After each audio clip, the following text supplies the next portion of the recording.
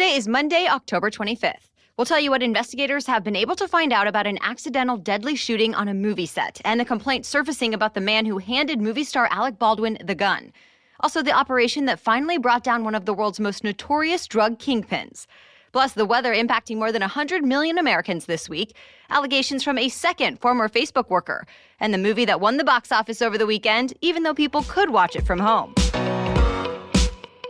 Welcome to The Newsworthy. All the day's news in around 10 minutes. Fast, fair, fun, and on the go. I'm Erica Mandy. Thanks so much for being here. You ready? Let's do this.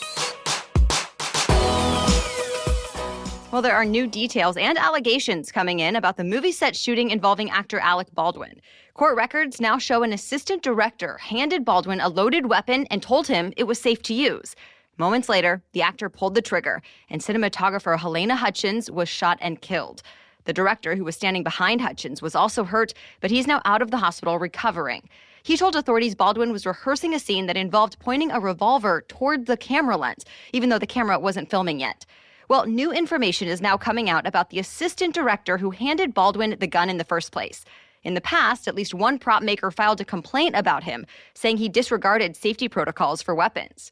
So far, that assistant director has not commented about the shooting or any past complaints. But there were apparently also issues on this movie set, too.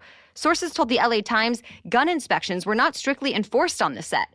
And even before the shooting, the LA Times reports there were at least 2 times when prop guns accidentally went off. But crew members say those issues were never investigated. Now the movie production company says it's going to review the procedures, offer mental health services to cast and crew, and keep cooperating with authorities. So far, no criminal charges have been filed. And it's still not clear what type of projectile the gun actually had in it, whether it was live ammunition, a blank, which can still be dangerous even though it doesn't have a bullet, or something else.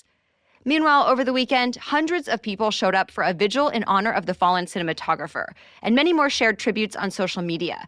The director wrote that Hutchins was, quote, kind, vibrant, incredibly talented, fought for every inch, and always pushed me to be better. And Alec Baldwin wrote, there are no words to convey my shock and sadness regarding the tragic accident that took the life of Halyna Hutchins.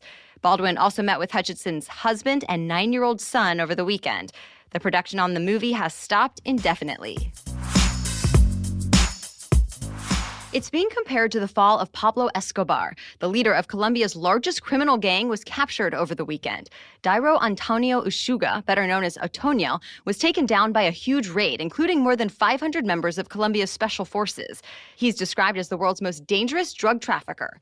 Otoño is accused of exporting hundreds of tons of cocaine every year, mostly to the U.S., but to other countries as well, as far away as Russia. He's also accused of killing police officers, recruiting kids into his cartel, and sexually abusing children, too. For years, the U.S. had been offering a $5 million reward for his capture, and now Colombia says it plans to send him here to the U.S. for trial. To be continued. A businessman who was a key figure in former President Trump's first impeachment was found guilty of campaign finance charges. Lev Parnas illegally funneled foreign money into American elections. Prosecutors have said he and another associate contributed hundreds of thousands of dollars to a group supporting Trump's re-election in the hopes of buying political influence. And they're accused of using that influence to get the U.S. ambassador to Ukraine removed. Now Parnas could end up getting up to 45 years in prison.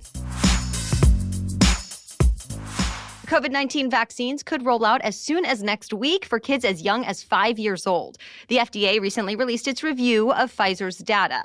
The agency agrees the kid-sized doses seem to be highly effective at keeping children from getting sick with COVID-19, as in 91% effective in trials.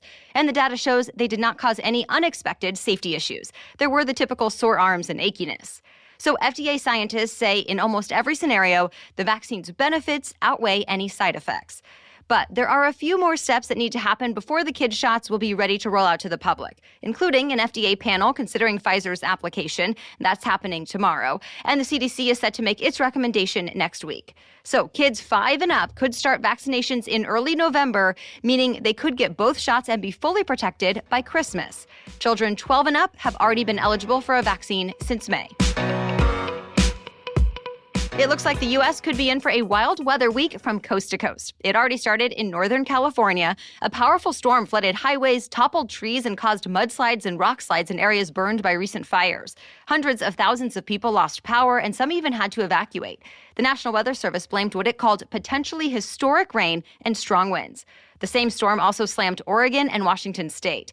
And people who live in high elevation are getting up to 18 inches of snow. It's moving into Southern California now. Separately, the Midwest has been dealing with severe thunderstorms. Tornadoes, large hail, and damaging winds were reported across parts of Arkansas, Missouri, Illinois, and Indiana last night. The severe weather threat is still high in a lot of the plains today, but the system is moving east into the Carolinas, where it should start to die down. Then by tomorrow and Wednesday, it'll be the Northeast that's taking its turn. The New York City tri-state area will likely get thunderstorms. Heavy rain and possible flooding are also expected across southern New England around Boston. The exact track of this storm, though, is not totally certain just yet. More news is coming up, but first, a quick break to thank our new sponsor, Indeed. We've talked about it right here on the Newsworthy recently, that more people are quitting their jobs. Some have referred to it as the Great Resignation.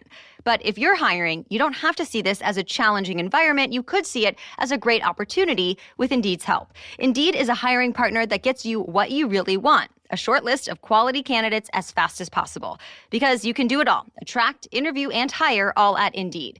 I know what a time-consuming process hiring usually is, and it's often when you're needing to fill the spot yesterday, right? That's why having everything in one place is so helpful. No wonder Indeed is the #1 source of hires in the U.S. and delivers 1.5 times more hires than even internal referrals, according to Talent Nest. So get started right now with a $75 sponsored job credit to upgrade your job post at Indeed.com/newsworthy. Get a $75 credit at Indeed.com/newsworthy. Indeed.com/newsworthy. Offer valid through December 31st. Terms and conditions apply. Need to hire? You need Indeed. One of the world's largest oil producers and one of the biggest polluters, Saudi Arabia, is promising to reach net zero greenhouse gas emissions by the year 2060. The kingdom also said it will join a global effort to cut methane emissions 30% by 2030. Crown Prince Mohammed bin Salman made the announcement, saying the country will invest more than $186 billion to reach the goal. But there is a bit of a catch. While the kingdom does plan to lower emissions within its own borders, the goal does not include emissions from the massive amounts of oil Saudi Arabia exports to other countries. The new promise comes just before the start of the United Nations Climate Conference in Scotland. Another former Facebook employee is speaking out against the company. The Washington Post reports this new whistleblower, who wants to stay anonymous, filed a complaint with the SEC saying Facebook failed to warn investors about its problems, then leaked a copy of that complaint document. It essentially accuses Facebook of putting growth and profits ahead of its efforts to fight hate speech, misinformation, and other threats to the public. The Post says the accusations are similar to those made by another former employee, Frances Haugen. Remember, Haugen leaked documents to the Wall Street Journal and also testified on Capitol Hill. Well, Facebook is once again pushing back. A spokeswoman said, quote, "It sets a dangerous precedent to hang an entire story on a single source, making a wide range of claims." We have a small but serious recall to tell you about. Walmart is recalling an aromatherapy room spray that's now been linked to 4 illnesses, including 2 deaths. It's sold under the brand Better Homes and Gardens and is called Essential Oil-Infused Aromatherapy Room Spray with Gemstones. The CDC says it may have a rare but dangerous bacteria which can cause a deadly infection. Stat News reports the source of these illnesses was a mystery for months and had public health officials and the CDC doing a huge amount of detective work. Well, now about 4,000 bottles that were sold across 55 Walmart stores nationwide have been recalled. A Walmart spokesman told USA Today the company took immediate action to pull the items and is committed to providing safe, high-quality products to its customers. You'll now be able to buy some products on Amazon, then just go pick them up at the local store. This type of curbside pickup option has become even more popular at stores during the pandemic. Companies like Walmart and Target have offered the option for a while. So now Amazon wants in and is rolling out what it calls local selling. It lets local stores offer in-store pickup to certain zip codes, or they can offer faster local delivery. If it's available for the item on Amazon that you want, you'll see the new option at checkout. The winner at the box office over the weekend was the science fiction movie Dune. It brought in more than $40 million in North America and became the largest opening for Warner Brothers so far this year. It exceeded expectations, especially considering Dune debuted on HBO Max at the same time as it debuted in theaters.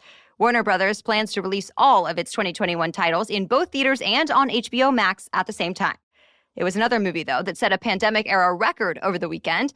Even though Wes Anderson's The French Dispatch premiered in only 52 locations, it had the highest per-theater average of $25,000 since the pandemic started.